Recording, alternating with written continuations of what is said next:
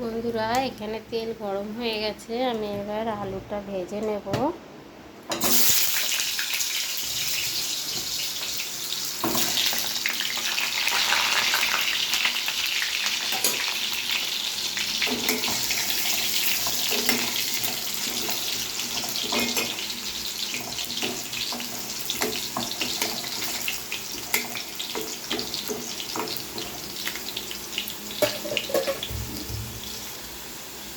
আলুটা ভাজা হয়ে গেছে, আলুটা তুলে নেব। এবার আমি শুকনো লঙ্কা দেব, জিরে ফোড়ন দেব, রসুন ফোড়ন দেব। এটা লাল লাল হয়ে যাবে।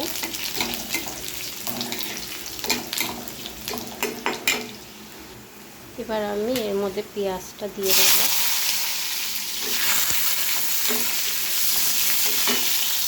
বন্ধুরা, এখানে পেঁয়াজটা লাল লাল হলে আমি এখানে মশলাটা রেডি করে নিই।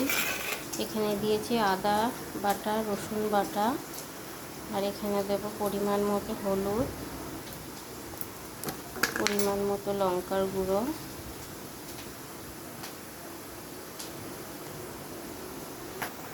পরিমাণ মতো নুনটা দিয়ে দেব। দেখো বন্ধুরা, আরেকটু লাল হবে, তার মধ্যে এদিকে ভাতও ফুটছে। এটা লাল হয়ে গেছে। এবার আমি টমেটোটা দিয়ে দেব।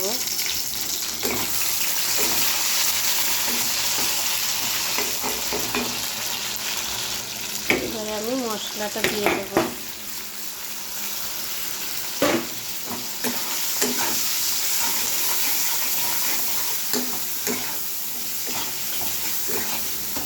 এবার দেব আমি ধুয়ে রাখা চিকেন।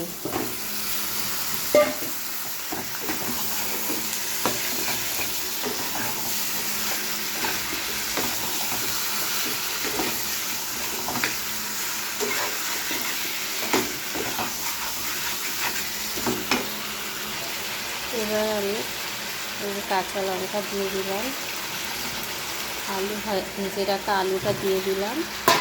এবার দিয়ে এটাকে আমি ভালো করে কষাবো। বন্ধুরা দেখো, প্রায় কষে গেছে, আর একটু কষবে। তেল ছেড়ে দিয়েছে, এই যে তেল ছেড়ে দিয়েছে।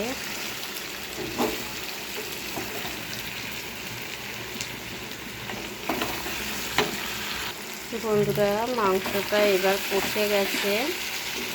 আর কষা মাংস মানে আমার এক পিস চাই, ছোট হোক বড় হোক যে কোনো। তো আমি একটা ভালো দেখে নেব, সলিড দেখে। এটা আমি এখন খাবো।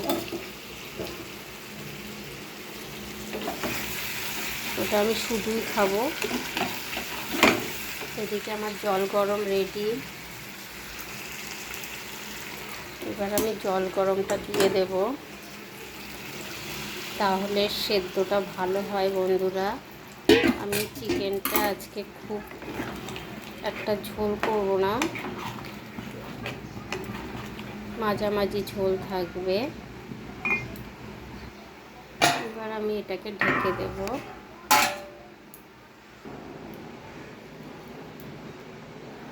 এবার চিকেনটা খাই বন্ধুরা।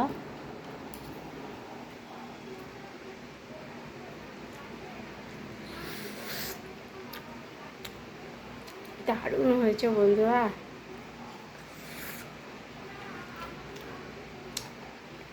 নিজে করেছি বলে বলছি না, সত্যিই খুব ভালো হয়েছে। একটু নরম হয়েছে। দেখো দেখো, একটুতেই ছেড়ে যাচ্ছে। তুমি দেখতে পাচ্ছ কিনা জানি না।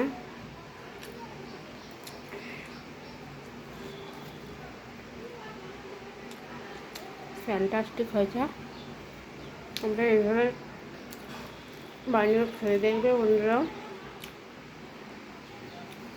আশা করি তোমাদের ভালোই লাগবে। আর চিকেনটা আমার হয়ে গেলে আমি ওর মধ্যে একটু শাহি গরম মশলা দেবো। রেডি চিকেন আমার।